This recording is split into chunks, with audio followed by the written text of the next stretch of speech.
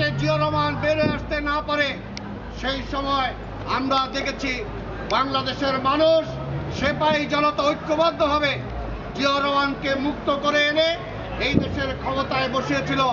এবং জিয়া রহমান ক্ষমতায় আসার পরে যে গণতন্ত্রের জন্য আমরা লড়াই করেছিলাম, পাকিস্তানিদের বিরুদ্ধে লড়াই কেন করলাম আমরা? যে পাকিস্তানিরা আমাদেরকে গণতন্ত্র দেয় নাই, গণতন্ত্র দেয় নাই বলেই, আমাদের মৌলিক অধিকার হরণ করেছিল বলেই, আমাদের ভাষার অধিকার কেড়ে নিয়েছিল বলেই স্বাধিকারের জন্য আন্দোলন করেছিলাম। যখন স্বাধিকার পাই নাই তখন স্বাধীনতার জন্য যুদ্ধ করেছি। কিন্তু সেই স্বাধীনতা যুদ্ধের পরে আজকে তারা বলেন যে স্বাধীনতার পক্ষের একমাত্র শক্তি আওয়ামী লীগ।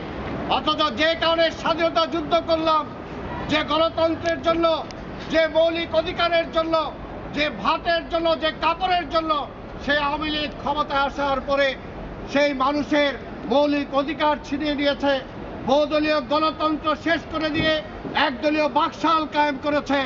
সেই কারণে এই দেশের মানুষ সেপাই জনতা ঐক্যবদ্ধভাবে জিয়া রহমানকে ক্ষমতায় আসার পরে জিয়া রহমান বহুদলীয় গণতন্ত্র ফিরিয়ে দিয়েছেন।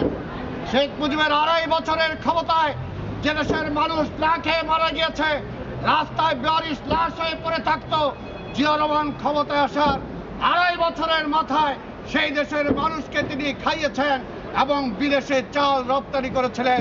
এই ছিল জিয়া রহমান।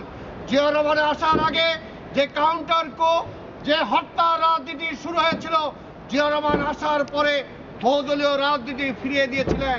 যে আন্ডারগ্রাউন্ডে যে পলিটিক্স যারা চলে গিয়েছিল তাদেরকে ফিরিয়ে নিয়ে দিয়ে তাদেরকে সংসদে কথা বলার সুযোগ দিয়েছিলেন এবং রাজনীতি করার অধিকার ফিরিয়ে দিয়েছিলেন এবং দেশটি সামনের দিকে এগিয়ে যাচ্ছিল।